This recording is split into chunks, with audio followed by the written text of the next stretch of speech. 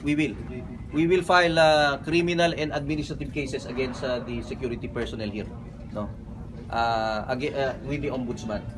I think they deserve to be given a lesson.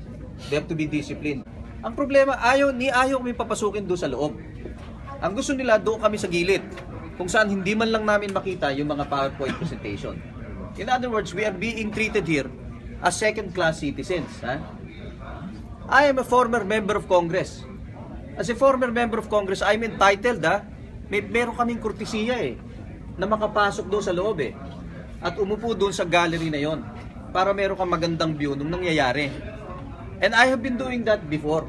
Kasi in the first place, guest rin kami ni Senator Nancy Binay. O yun, miski yun, ayaw nilang bigyan ng kurtesiya.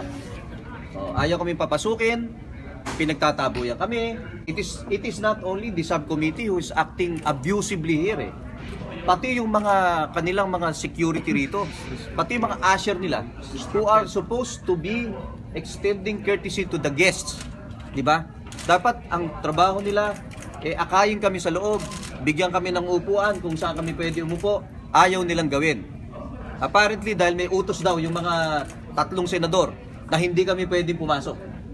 Ngayon, tinatanong ko naman yung a certain Fernandez dito, kung may utos siya, sabi daw niya, wala. Dinideny niya ngayon na may utos siya. Pero nung dati, sinasabi niya sa akin, meron daw. At papapasukin lamang kami upon the approval of the subcommittee. Saan ka nakakita ng ganyan?